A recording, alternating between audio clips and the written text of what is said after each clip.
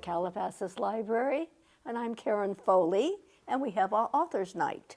And our guest is Louis Spirito, who wrote the book, Gimme Shelter. It is about, and we have another guest, Tanner, who is one of our stars today too. It is a story of an abused pit bull, which is Tanner, that spent 2 months cowering in a wire pen on death row at the Agoura Hills Animal Shelter. Now is a celebrity? Well, he's becoming a celebrity, Karen. He gets a lot of book events, and he gets invited to animal charity events, and people stop us and say, hey, that's the dog from the paper. Really? He was Pet of the Week last week in the Malibu Surfside News.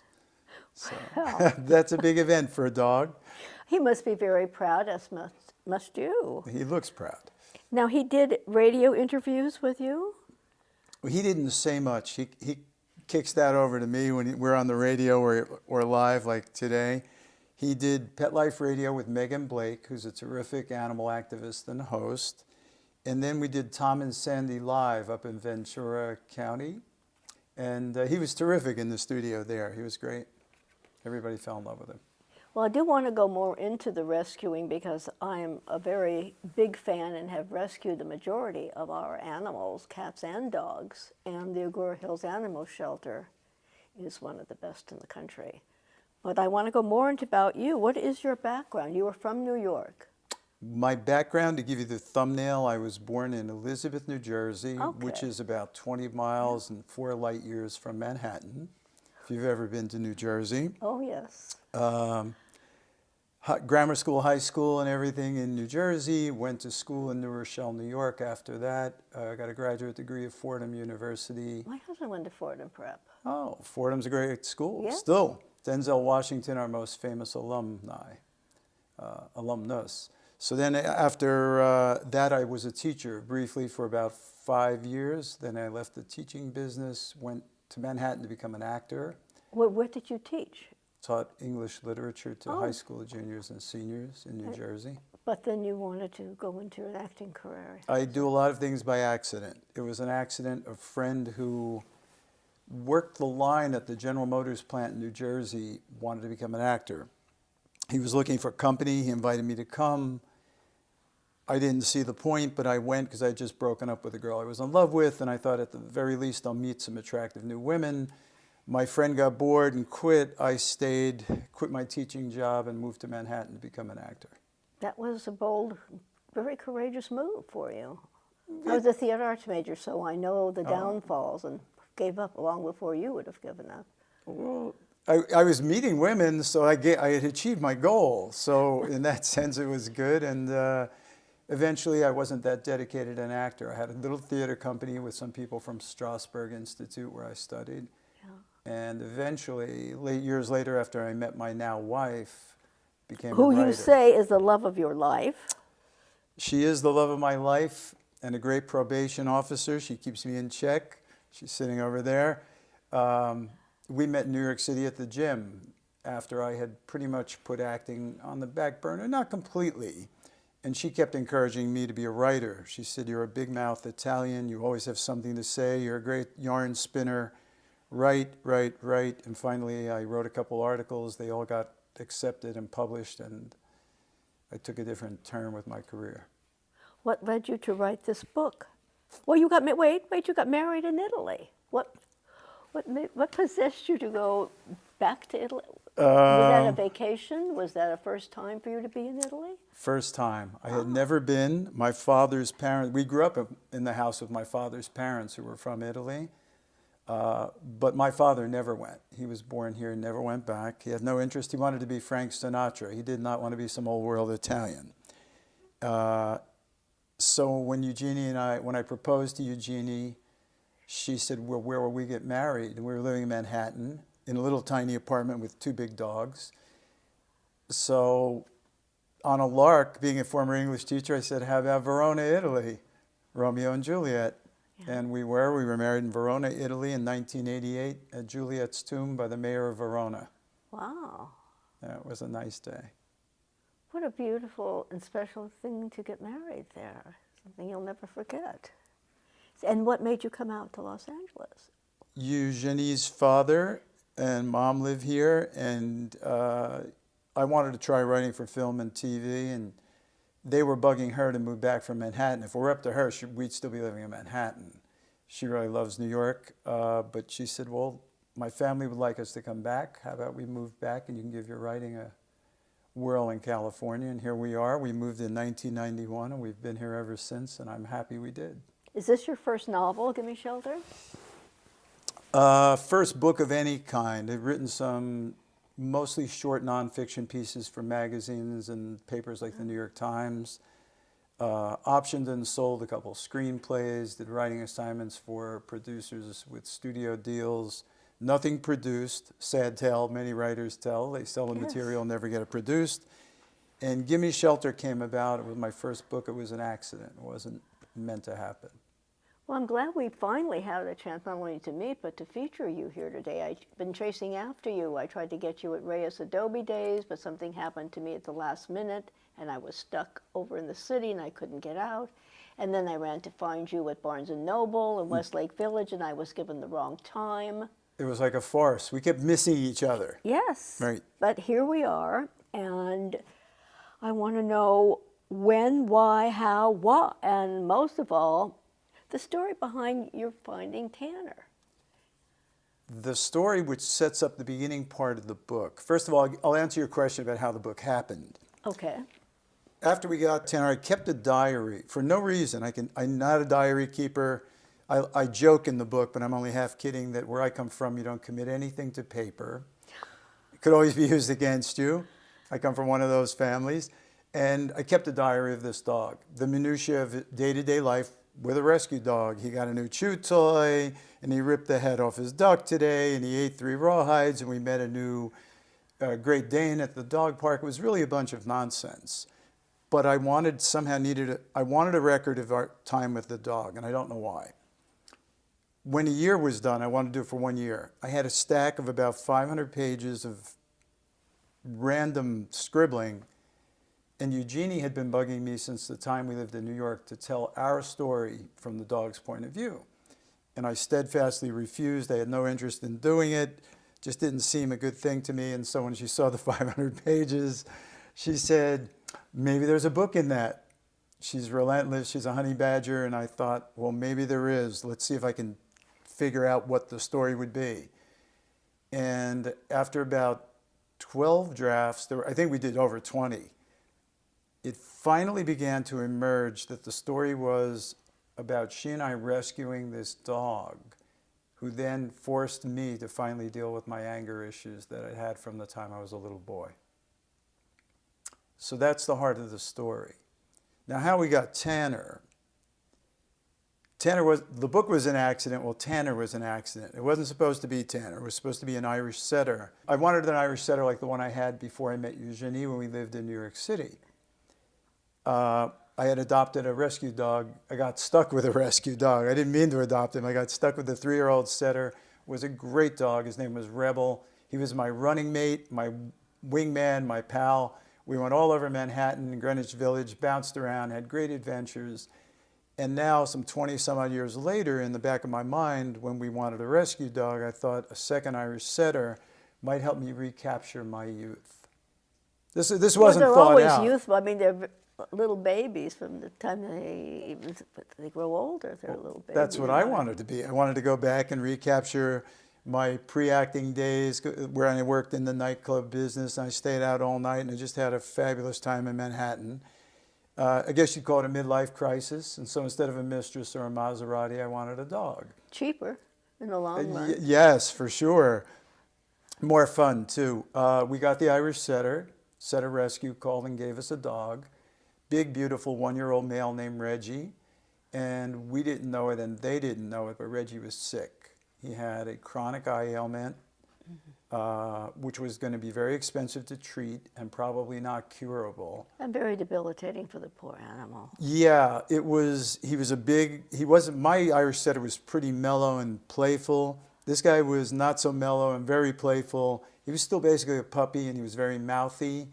And neither of us at this point in our lives, at this age, thought this is a great idea, taking a dog that's going to be sick for 13 years and difficult to deal with. And it was a very tough decision. We sent him back, and we were pretty brokenhearted and thought, well, gee, maybe it's just we've gotten to the age where we're just too old to get a rescue dog. Maybe we're better off without it. The very next day, after we had just dropped the dog back at the rescue place, we're in Westlake Village, and Eugenie sees the Petco store and goes, we should go to the pet adoption at Petco. And I almost fell over. I thought, boy, she's one cold woman. We barely got rid of this poor dog, and she wants to get another one. Well, a home is not complete without an animal, really. That's what we felt. It turned out, as always, I have to give her credit, women are smarter than men. Her reasoning was, get back on the horse that threw you, at least go look. Maybe you'll see a dog that'll kind of make you think somewhere down the road you can find another dog. And I, being a stubborn, difficult mate, which I always am, even now, said, we'll never find a dog like that, never ever find a dog as good as the one we just gave back, and I'll prove it to you. Let's go by the Agora shelter. There'll be lots of dogs there, and let's see if there's any dogs there you like. And we did. We went to the Agora shelter, and all the dogs were going crazy because someone had just brought in a new dog, and the only dog who was behaving and lying calmly in the pen was Tanner, who had come in only a week or so ago. So from the time I saw him, I just knew he was the dog. I really was like Romeo and Juliet, who loves Rosaline. He's head over heels, sees Juliet and forgets all about poor Rosaline. Well, that's what I did with Reggie and Tanner. I knew when I saw him, he was the one. And did you ever think that you would adopt an aggressive dog, or one that had a reputation, well-earned or not fair? It still makes one pause. It did. That's a good question, because pit bulls were not on my radar. I mean, we had both read about the stories of pit bulls doing terrible things. I assumed that was probably mostly media hype, but Eugenie was a little more concerned than I was. We looked at Tanner, she liked him, I liked him, and she just said, I'm not sure. So we held off, and we held off, and we held off. But we kept checking up on him, going back to the shelter, and he was still there, still there. If it had been East LA or Boyle Heights or Baldwin Hills, he wouldn't have been there. He would have had a week or so, they'd have put him down. But because it was Agora and they hang on to the good dogs a long time. And they know their animals. And they do know their animals. Well. The volunteers there really, really liked him. We almost lost him to a family. Eugenie went to check on him one day while we were still deciding, and a father with a little boy was playing with Tanner in the pen, and she came back and said, I think he's going today. And I was pretty disappointed, but I thought, well, that's good for the dog. We went back the following Saturday. He was still there, and I said, you have to make up your mind. I want the dog. And she said, okay, go, let's do it. We put our papers in, and they called and said he was ours. Well, we are going to take a break, but when we come back, I want the audience to know how it worked out with him coming to your house for the first time, how the two of you worked on his training and your training with your management of anger, all those issues. And just stick with us for a few minutes. We'll come back to Louis Spirito and his book, Gimme Shelter, and his companion, Tanner the dog.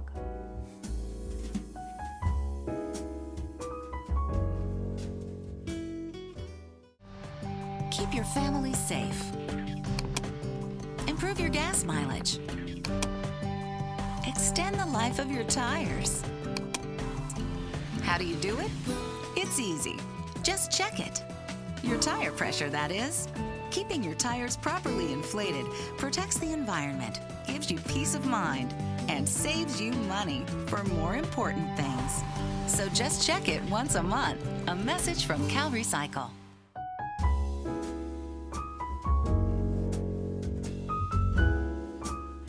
It's Author's Night, and we're back for our second segment of Gimme Shelter with our author, Louis Spirito, and his faithful dog, Tanner. Tanner? Tanner. Well, he really is alive and well, but one of the most mellow dogs I've ever had the fun of meeting. So you adopted him. He came to your house, And was he trained? Did you train him? And then how did he work with you in your anger management? Karen, 3-point question. okay, let's see if I can answer this. First of all, Tanner was completely trained. Oh, he was trained not in the obedience sense, but he didn't beg. He stayed in his bed, didn't come near the furniture, wouldn't come to the table when we were eating. He was house trained. Wow. All of which meant he had obviously had an owner or owners. On the negative side, he has a burn mark on his neck, which looks like a taser mark. He had some bite marks on his muzzle and a big scar on his stomach. So the training may have been rough. We don't know. He won't say. Or maybe they scheduled him to be a fighting dog and it just wasn't in his blood. That's what we guess. That's what we think he might have been a washout or a bait dog. You know, we don't know because he's big and you've seen him. He looks pretty big and muscular, but he's Ferdinand the Bull. He's not fighting anybody. So how he came to us, the other thing though, there was one thing he wasn't good for. The very first time we brought him back, the day we brought him back from the shelter, we were halfway through Canaan. He started to yawn and he threw up in the back seat of the car. And was it nerves, or was that just a crisis, or was it a chronic situation with that poor dog? well, and you? we thought it was nerves. We said, well, hey, give the guy a break. He's been in the shelter 7 weeks. He got hauled out of the only home he's known. He had been astray before he was in the shelter. He was dragged in the car with 2 people he's never met, and so I'd be anxious too. It was probably a one-time thing. Well, it turned out it wasn't a one-time thing. It happened every single time he got in the car. Even if you didn't feed him beforehand? Well, yeah, if he had anything in his stomach. If we didn't feed him, we were okay. But he's fond of breakfast and dinner, so it was every time we took the poor guy in the car, if we went more than 5 minutes, he'd start to yawn, and he'd let it fly. And it was, now, that's bad enough if you're calm, and I wasn't calm, so every time poor Tanner got upset, I got upset, which only made him worse. And so then the training, that's how, to answer your 3-point question, that's how the training started. He was pretty well trained, and now his messing the car was forcing me to train my anger, because he was the equivalent of, Eugenie likes to say, an emotional Geiger counter. It wasn't enough for me to pretend I wasn't angry. In other words, don't hit the steering wheel, don't curse, don't shout.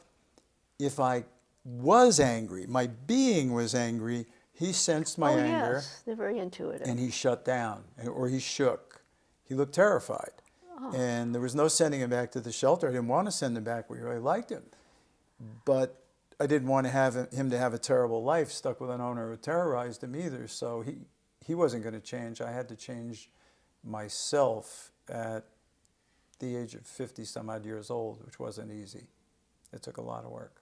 Well, how did you? Well, I went back and used some of the things I thought I had learned. I had been through couples counseling with Eugenie before we got married, and I picked up a couple of tricks then, and I had 30 some odd years of martial arts instruction and teaching behind me, which helped a little. But what I really did was started meditating again, started reading people like Pema Chodron, the Buddhist teacher, who works a lot with anger. Eugenie had been attending a Course in Miracles workshop in Malibu. Friends of ours lead this group workshop at another friend's place. And she used to always ask me to come, and I would always turn it down. I'd rather go teach my martial arts class than do anything like Course in Miracles. Just didn't sound like something a New Yorker would do.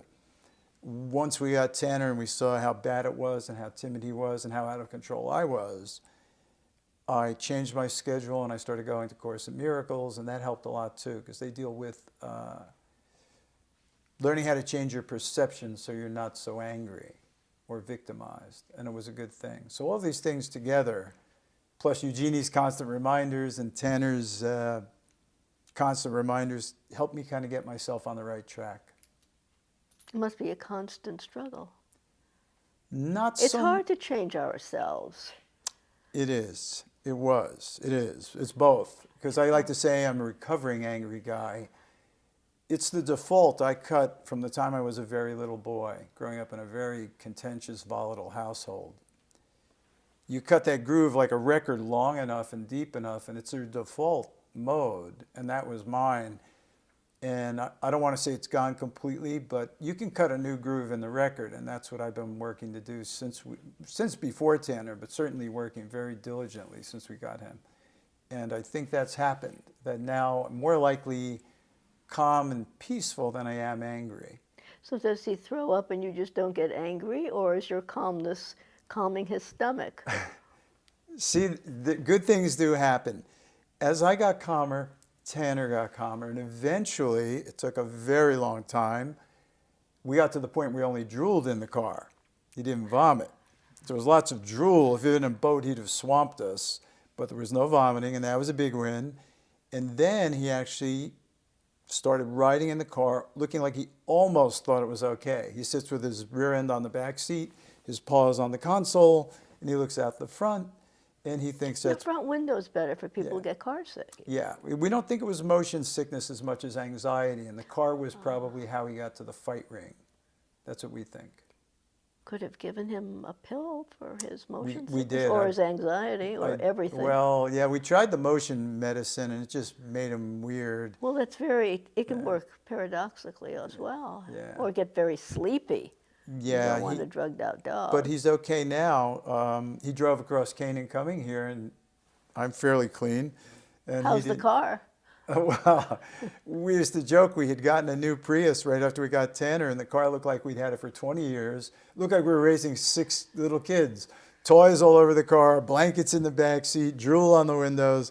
It was the messiest car. Now it's pretty neat. How long have you had him? We've had him since April 13th of 2009. Oh, well, then he should be completely settled down, knowing that you're going to keep him. He's got a good household. Well, who am I to say how long it should take him to get his act together? Look how long it took me. Yeah, he's doing very well. Oh. Oh, is that true? Okay. What happened? You hear someone walking? Oh. Huh? Well, obviously you don't worry about locking your doors at night. If the bark doesn't work, we're out of luck, because he'd probably just take them to the rawhide bin and get a couple treats and then go to sleep. But the bark would usually work. And if you walk in and you see him standing there with his chest puffed, you'd probably not come in. Who did you use as a dog trainer? Was it the person you put me in touch with when I started exploring again another adoption? We did. We thought we were training Tanner. I mean, the way we trained our New York dogs, we put a leash on them and walked them around. And then we took a course with Tony Rollins. He's a dog trainer who works at the Bluffs Park in Malibu for the city. And Tony did Tanner's basic obedience, and it was good. He taught us how to really train the dog. He's big on the one command Tony really likes a lot is come. And I like what he says is, if your dog won't come on command, he's not your dog, you're just the person who feeds him. And I think that's true. A good story about the dog training, he doesn't have it on now, but we use a pinch collar, which, you know, they look a little rough, but they're really not if you use them well. And we had it on Tanner, and it was too loose. So Tony said, just remove some of the links, put it back on the dog, it should be fine. Well, we took the links on, we couldn't get the collar back on because we're trying to slip it over his head. Got a big head. Yeah, he's got a big head. My Irish setter, you could do that with. And then we went to a couple dog classes, and finally one night Tony called all the owners together and he said, I want to show you how to use this thing properly. And he showed us, you don't have to slip it over the dog's head. You unhook it and fasten it around his neck. And we felt like 2 idiots, but it was a good lesson in thinking outside the box, because if we had stopped to do that, we would have figured it out in a minute. Did he mind getting trained in that manner?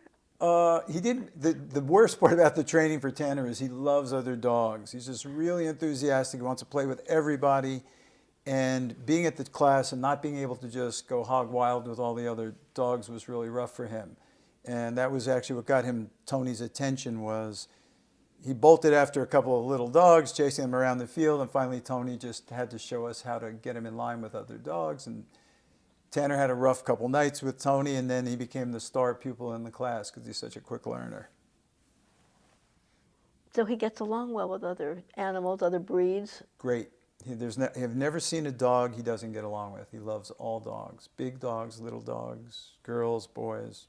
He loves Do them you all. socialize him a great deal? You mentioned dog park. He socializes at our complex. They have a lot of dogs, and he socializes with he has more girlfriends than Hugh Hefner. And at the dog park, he just loves being with the other dogs. He thinks But he is neutered. Yeah, he's To neutered. have gotten Yeah, a he's dog from neutered. a shelter, he Yeah. would have had to been. Right, that's a good point. Yeah, they won't give you a shelter dog that hasn't been fixed, and that's a good thing. Well, if you wouldn't mind, I'd like to do another section of this program, Author's Night, and go into some of the rules you had to follow, some of the things you learned about training a dog, about adopting a dog, and if someone here is interested in getting a shelter dog, which I think everyone should consider. If you love animals, there's a lot of animals out there waiting for your love, and I'm a firm believer in the shelter. So folks, stick with us for Gimme Shelter, Louis Spirito, and our fawn dog, Tanner. See you in a few minutes.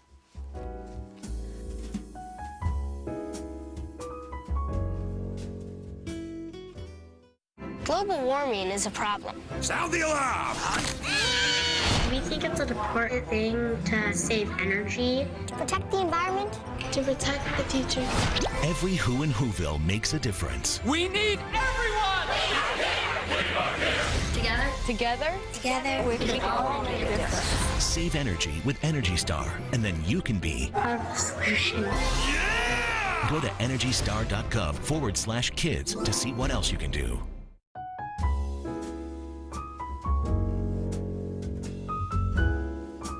We're back here at Calabasas Library with our Author's Night, Louis Spirito, Dog Tanner, and the book Gimme Shelter.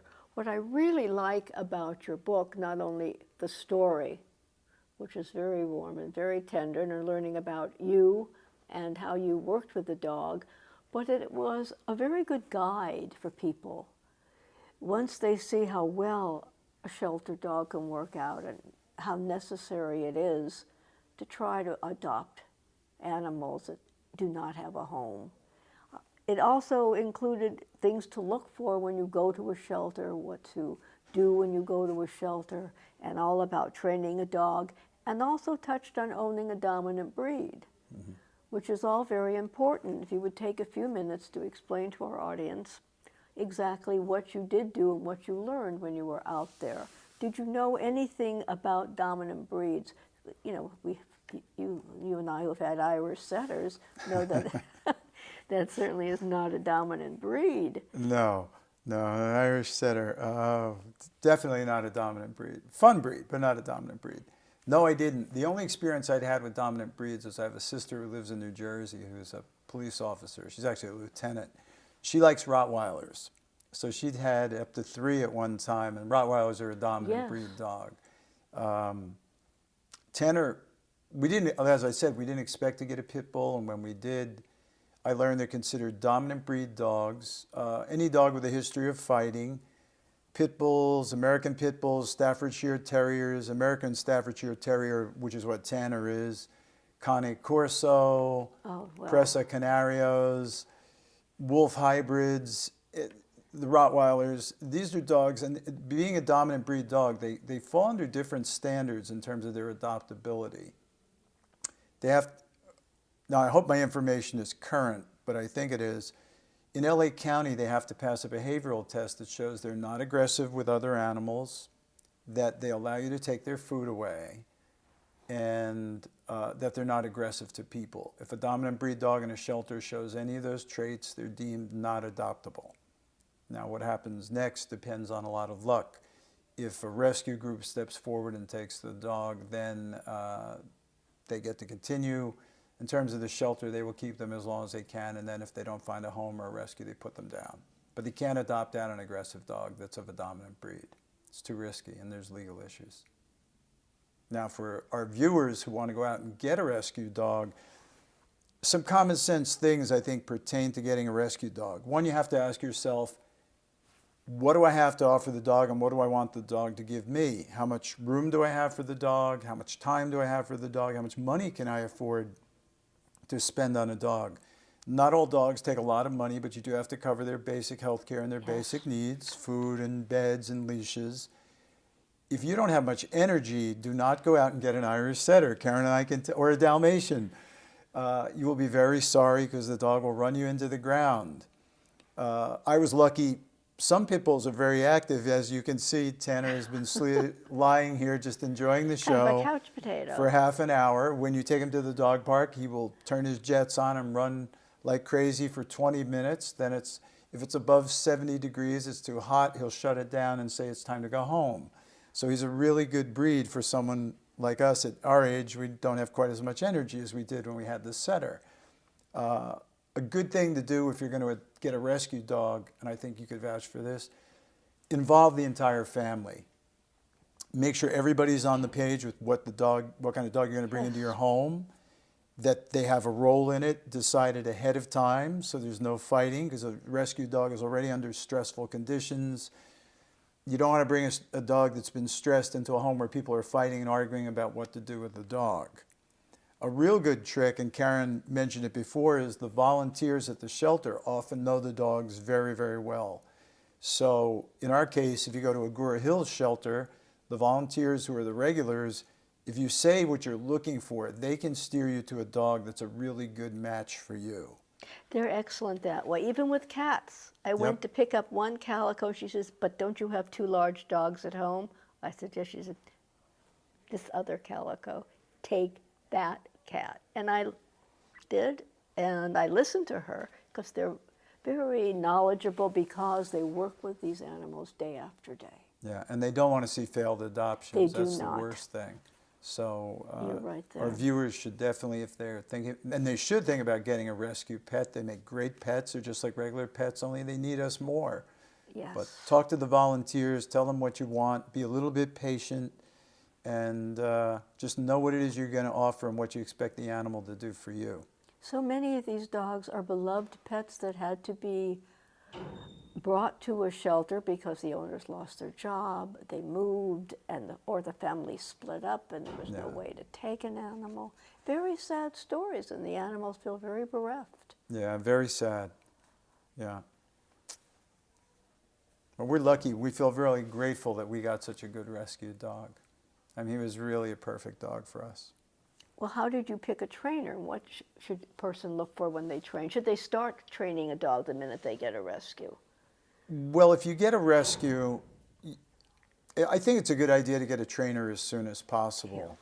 Yeah. Just because rescue dogs often come with baggage. Like Tanner's case, he'd been a stray. He still doesn't like the Santa Ana winds. When it's windy out, he's a little harder to control. He's fine with me on the leash, but he'll still pull, he'll start. He gets easily startled when it's very windy. And if you haven't ever had a dog before and you have a big, strong dog all of a sudden and you're not walking the dog, well, you could easily get knocked down or pulled down the sidewalk. Get a trainer, have the trainer teach you the basics, sit, stay, come, go to place, teach you how to walk your dog properly on a loose leash. It makes it so much easier for the dog because the dog now understands what's expected of him or her. And they want to please us. They try with all their might to please their people, so we might as well do the same thing and give them a fighting chance. When you're looking for a trainer, what to look for: common sense test, references. If a trainer refuses to give you references, get another trainer. If it's a class, go and monitor a class. See if you like the approach the trainer takes, if he's respectful of both the people and the dog. Opt for people who use positive reinforcement instead of aversion training. I think the old school method of roughing up the dog and forcing compliance is out the window. That shouldn't be what goes on. There are better trainers than that. So it's a common sense thing. Well, it's all in the book. It's a go-to learn and to realize that adoption of an animal is a beautiful, thoughtful, and generous thing to do. And you turned around and are like giving back because of this pleasure that you're having with Tanner. I understand that you make a donation with every book that you sell. We do, Karen. We have been, we call it the Gimme Shelter campaign, and we knew right off the bat we were going to give some of the profits from the book to animal rescue. It's only fair because we wouldn't have Tanner without animal rescue. The shelters, a lot of the rescue groups, not just the county shelters, at least they have some county funding. But some of the private rescues are just so woefully underfunded, and they do such Yes. great work that anything you can do to help these people is really appreciated. The good county shelters I know of, West LA has a beautiful animal shelter, and it's got some great dogs. Agoura Hills, terrific shelter where Tanner comes from, so we're partial. Up in Ventura, you have the Camarillo Animal Shelter. You have Canine Adoption Rescue League. In LA, you have Karma Rescue and Lori Weiss's Downtown Dog Rescue. These are all terrific people doing great work. I don't mean to just single out those groups, but these are groups I know are doing terrific work, working very hard, promoting spay and neuter programs. You have No Kill LA, which is partnered with Best Friends, and have these huge mega adoptions twice a year. So there's tons of people doing great work with rescue dogs out there, and they deserve your support. So we give whatever we can. We had a good couple months, so we've been sending out the checks. And in another interesting little twist, we started out with a book about an angry man who rescued a dog who saved him from his anger. And now they're using the book at LA County Juvenile Probation Camp Schools in Malibu to help youth at risk. So they're just starting to use Give Me Shelter as part of the curriculum at Camp Gonzales and Camp Miller, where I work That's part-time as a wonderful for you. substitute teacher. Great. So that's a nice circle to the tail. TAIL? For you, I think that's exactly right. Well, how can someone get your book? Well, you can have your local bookstore order it. It'll have We're to going be to have ordered. it here in the library. Yeah, they'll have it in the library. You can get it. Barnes & Noble will order it for you. You can buy it online from Amazon.com, or you can buy it online from Barnes & Noble. They have an e-book and a paperback, and they're both terrific. And the people should be looking all the time in their local newspapers because you're often traveling with Tanner. And I've seen it there twice, and I'm Yes. sure I'll see it again. You're going to see it again in the See Me Acorn. We just did Bark for Life cancer fundraiser this past Saturday. Tanner we figured out they told us he was a mix when we got him. Did you do a DNA test on him? We did not. I probably wouldn't have, if I'd had children, I don't think I would have asked to know whether it was a boy or a girl. And people in the know who know the pit bull world pretty well, when we said he was a mix, they looked at us and said, yes, he's pit bull mixed with pit bull. Because he's probably almost pure Well, American he's a beautiful Staffordshire. dog. Yep. And now we figured out he's American Staffordshire Terrier mixed with publicity hound. So that seems to be his other mix. So this has been a wonderful time that we spent with you, and I'm very grateful for you to come. And it's an honor to have had you bring Tanner and to meet your wife, Eugenie. And I want to thank the Media Operations Department, City of Thank you. Calabasas, and the Calabasas Library. We hope to see you again. And you said something about you weren't looking for a pit, but it's what you got. And you had a wonderful quote in your book relating to something just like that. And I'll let you end our session with that quote. looking back on the journey and where I started and what I wanted and what I got and how it ended up, we used a quote from the Rolling Stones: you can't always get what you want, but if you try sometimes, you just might find you get what you need. And here he is. And here he is. Thank you, Karen. Thank you, City you. of Calabasas, for having us. And thank you, our audience.